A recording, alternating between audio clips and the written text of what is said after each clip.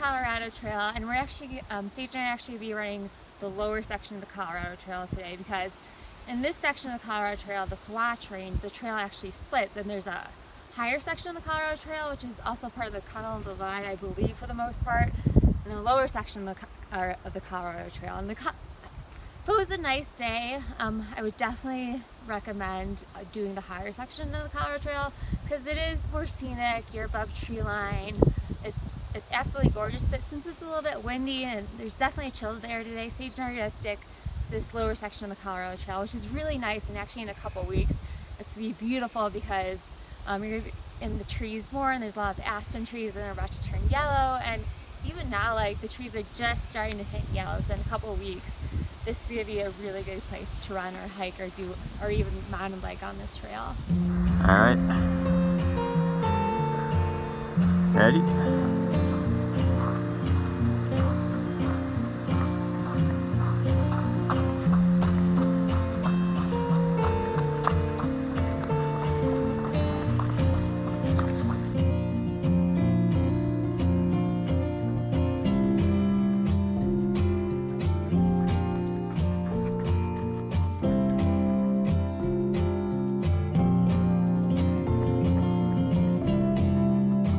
Almost 5 miles into the run and at the turning point, and this has ended up being like the perfect trail choice for today, because it is a little cool. I'm only wearing a tank top because it's nice enough when we're running, but it is pretty windy.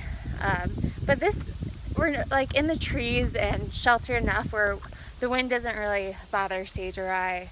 But yeah, this is it's a really nice quiet trail, tons of aspen trees, and some of the higher spots you can get views of the Arkansas Valley, which is nice.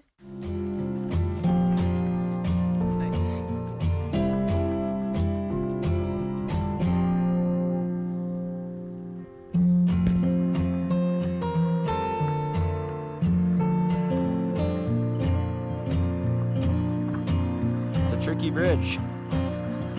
Ah. Whew. Sage, remember this spot? Yeah, this is where we first went on a run together on the Colorado Trail. Right here, took the picture. Nice view of town. It was different with the leaves because it was about November 1st, 6 years ago from this year. And yeah, beautiful view out here, beautiful run with Sandy. What was your impression of that first run together? I was so engrossed in our conversations, I don't even remember a lot of this trail actually. It was a good run. We were tapering for the Grand Canyon. You and Dan were. Yeah, my friend and I were, and so we met up with you here, and yeah, you're the local trail ace, showed us around. You're super nice and friendly. Made fun of us for stretching after the run, called us road runners, I believe. So what'd you think of me? You're great. I think we really hit it off in that run. We had a lot in common, and we were talking the whole time, so I was more engrossed in that conversation and not trying to make a fool of myself in front of you and embarrass myself, I guess. Here we are, almost 6 years later. Yeah.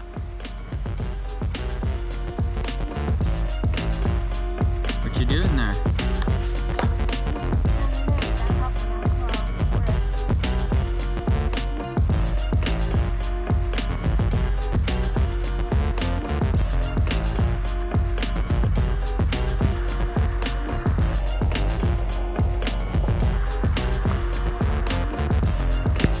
Finished our run, and just to give you a little trail overview, from right here you start off with a slight downhill, and you're pretty close to the creek that goes through, and then you cross a dirt road, you sign in, and then you start going up.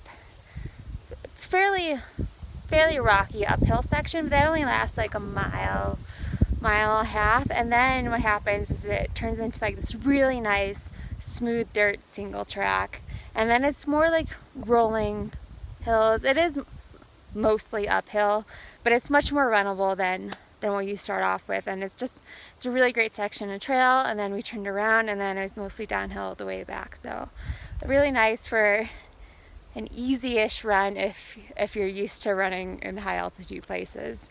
Otherwise, embrace taking the uphills a little bit slower, taking the scenery, and then run the downhills or hike or mountain bike or whatever you want to do. Just enjoy it, get outside. So this little trailhead off of the road to Cottonwood Lake, and if you keep going up the road you'll go to Cottonwood Lake, and that's a really pretty lake. Definitely you can do some paddle boarding out there, kayaking, good viewing for bighorn sheep and picnicking and yeah, stuff like that. And then if you cross the road and start going this way towards the Colorado Trail, you'll end up towards Rainbow Lakes, and then you'll do some climbing, and eventually you'd end up in like Twin Lakes and then keep going towards Level that way.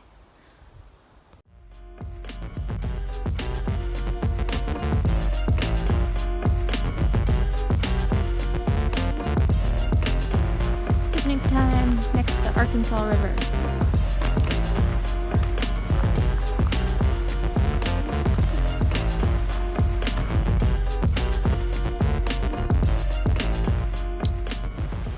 Okay, this beauty is the sleeping Indian. So, oh good, this is working. This is her head, kind of got her stomach, and then over here are her feet. And this is on what I call the desert side of Buena Vista.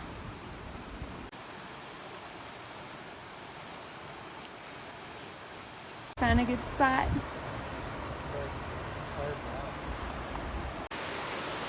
I know it's kind of loud right now with the Arkansas River behind me, but this is why Buena Vista is quite different from the other mountain towns I showed you.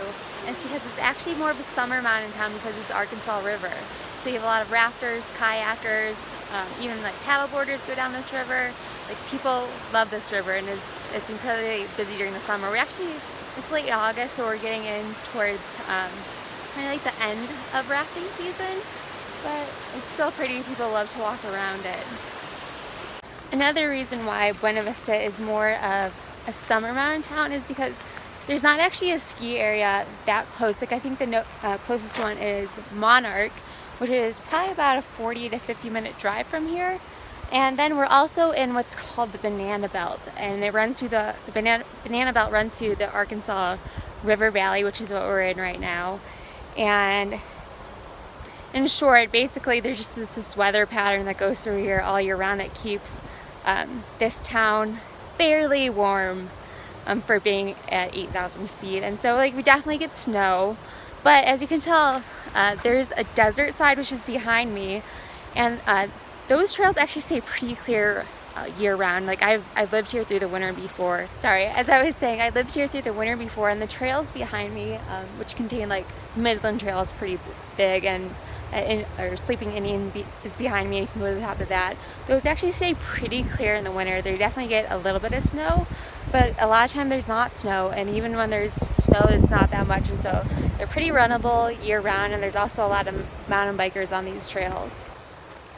One more reason why this is definitely a big summer town is because we're in the middle of this watch range, or also like the Nolan's 14. So lots of 14ers in this area, which definitely draws a lot of the outdoors community to this area of Colorado. And you know, it's interesting, when I lived here about 6 years ago, and this town, it was totally dead in the winter, and it's kind of even like hard for me, being in my early 20s back then, to live here. But in the past 5 or so years, there's been a lot of new restaurants. They really cleaned up the town. They've added new breweries, and so I'm kind of interested to see if the towns continue to grow, and these outdoor industries here are going to continue to have a big positive effect on the community.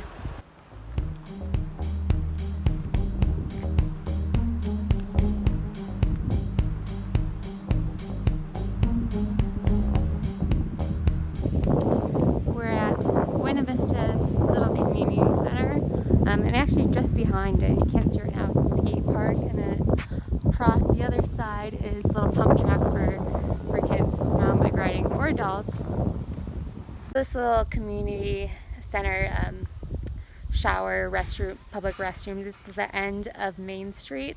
And it's a decent place to take a shower. There's only one shower in both the men and women's restrooms, and it's only $1, but I think the shower only lasts a minute or two, and you don't get to control the heat of the shower, but it's good enough if you want to rinse off after playing outside.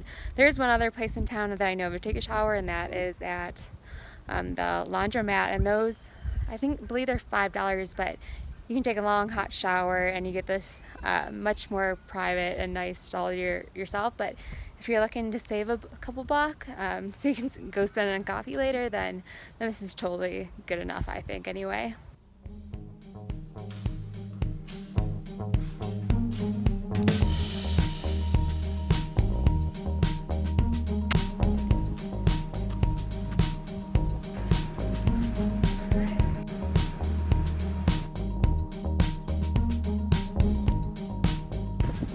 Making Sage do this, how do you say it, labyrinth with me. It's a maze. It's a cinnamon. It's right next to the roastery. I was going the wrong way. I didn't want to get lost, get trapped. You made it to the middle. You did it.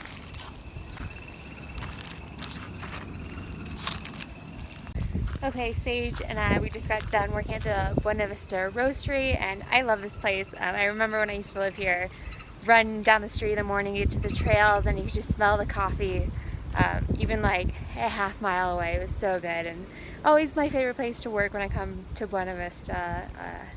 Always good internet, good coffee, can't go wrong. So come to Buena Vista, I highly suggest going to the Roastery.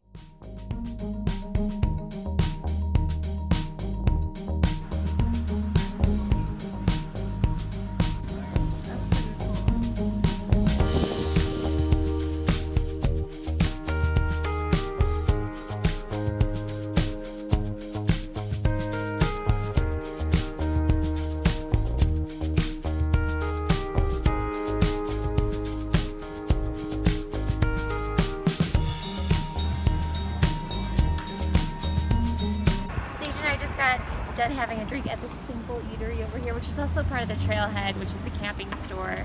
And the Simple Eatery wasn't here when I lived here, but I wish it was. So it's a really cool, like kind of like hip place to hang out now, and some games in the back with the outdoor seating. And then yeah, a nice little pillow from the Trailhead on sale because well, it folds out. This looks kind of lame right now, so hopefully I'll sleep even better tonight.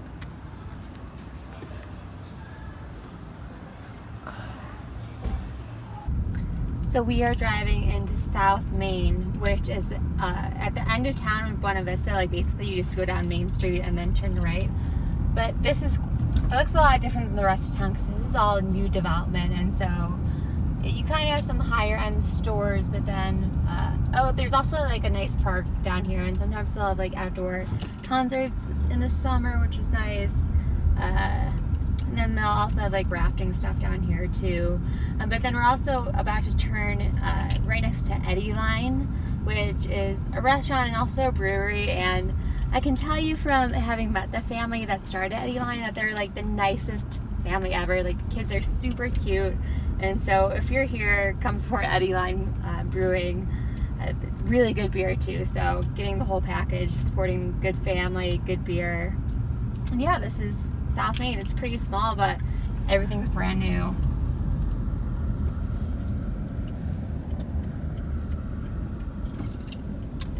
It's dinner time. Sage and I are about to go to the Asian Palette, which is probably my favorite restaurant here in town. There are some new restaurants that have popped up in the past couple years that I really like, but I still think the Asian Palette is my favorite. Great vegan, vegetarian options too. It's kind of pricey. It's really not bad at all compared to other places. But yeah, we have Asian Palette, and then got a little first time something for Sage coming up, and I'll show you guys that too.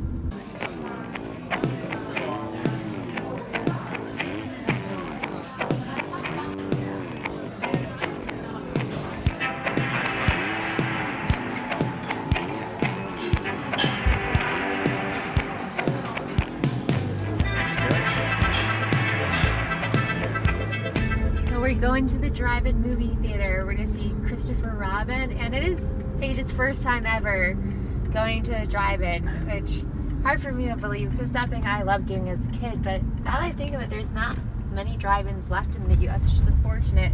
But there is still one here right in Buena Vista. So yeah, drive-in movie theater night. Maybe the mountains too at sunset.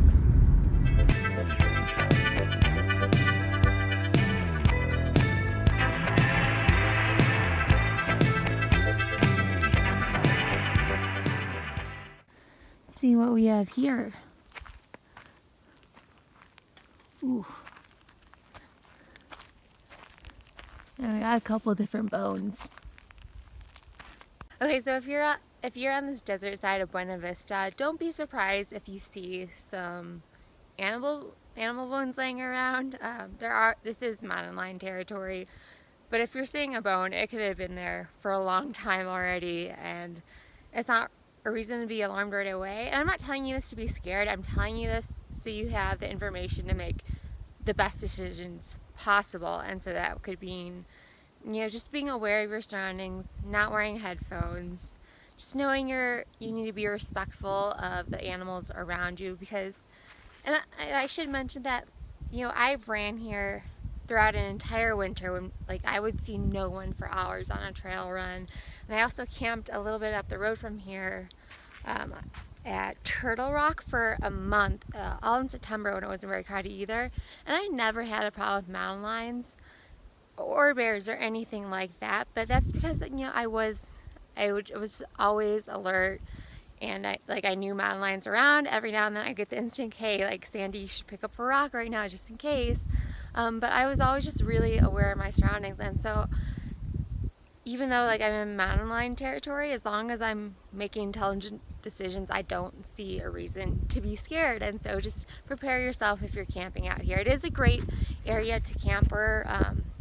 We're just past Turtle Rock, which is, I believe we're on Road 375, but from town, you're turning left on Colorado if you're headed towards the river, and then you're on Colorado for a little bit, and then you turn right onto 375, and then there's Turtle Rock Campground, which is it seems almost like a paid campground because the spots are so defined, and and there's even porta potties, and it seems pretty nicely developed. But it is actually free, and I've camped there for a really long time before, and it's fine. But there are other more private camping spots off this road. And the nice thing about camping on this side of town is the sun hits you pretty early, and so if you run cold, this is a nice warm place to camp. There are other places to camp in Buena Vista, going up towards Harvard and Columbia.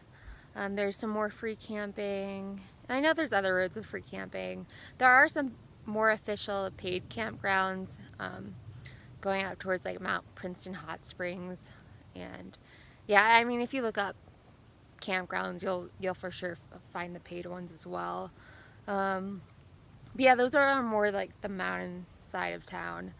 Oh, and I just mentioned hot springs. So that's a big thing in this area is Mount Princeton Hot Springs and also Cottonwood Hot Springs. So Mount Princeton Hot Springs, it's definitely the bigger hot springs, and there's spas. So you get your facials and stuff like that, or massages, and it's also there's a kid-friendly pool with a slide, but then there's also more private might not be the right word, spots, hot spring spots right in the river, which is pretty cool. And then you have Cottonwood, which I believe is the cheaper option.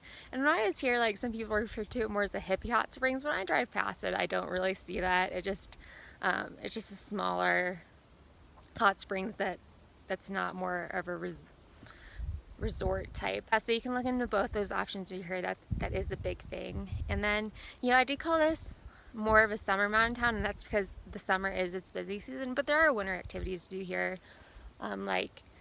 Snowshoeing is really good here. There is some backcountry skiing. There are people who love to come here in the winter to climb some of the 14ers because they're not as some of the dangerous 14ers.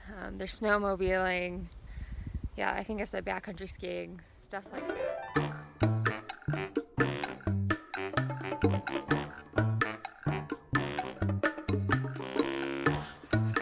Nice view of Rainbow Lake.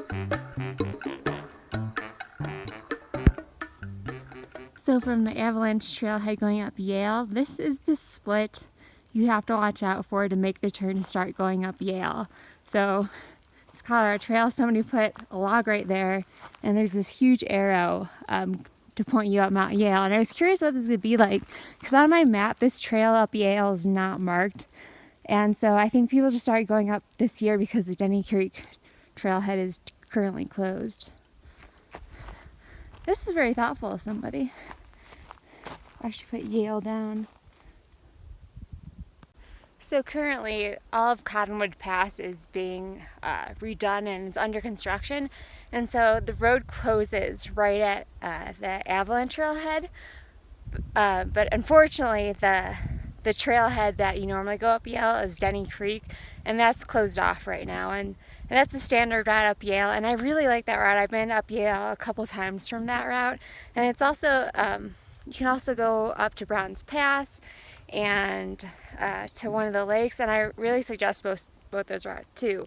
But since that one's closed, Sage and I start off at Avalanche Trailhead, and what you do, you start going up the Colorado Trail for about 3.2 miles, and it's a steep hike right away. And then, as I showed in the video, there's a sharp turn left, and it's not an officially marked trail. It's not on my map, but somebody had this great arrow to start going up Yale from this route for this year.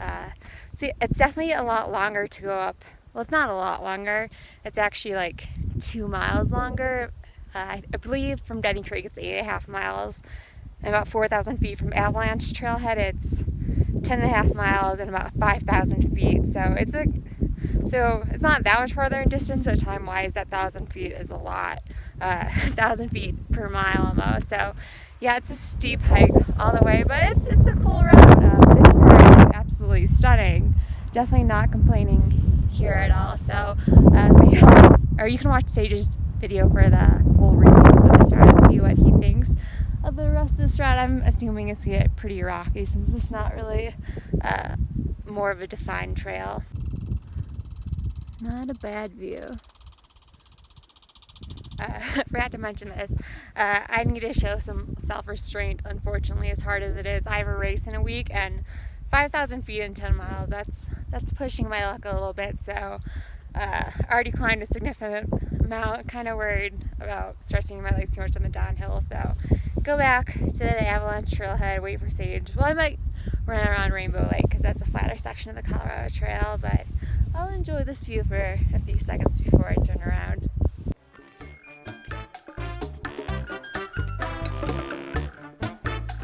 It's Rainbow Lake. One adventure must end for another one to begin. That's what I always have to remind myself. It's been another short camping trip, and which is hard for me in Buena Vista because I lived here. I know it so well, and I know there's so many places I didn't get to show you guys. But I will have in the description below, I will list a bunch of other trails or places to go here, like the ghost town of St. Elmo or the hot springs, and give you guys a bunch of ideas of what to do if you have more time to spend when you come to Buena Vista or Buena Vista or however you want to say it. So I hope you enjoyed this travel log. If you wish, please subscribe to my channel if you haven't already, or just give it a thumbs up. But yeah, thanks so much for watching. So until next time, I hope you're enjoying your own adventures wherever you are.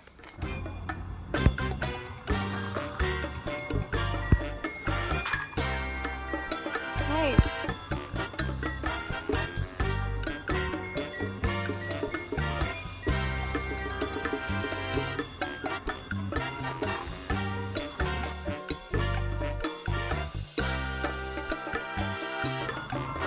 I got one.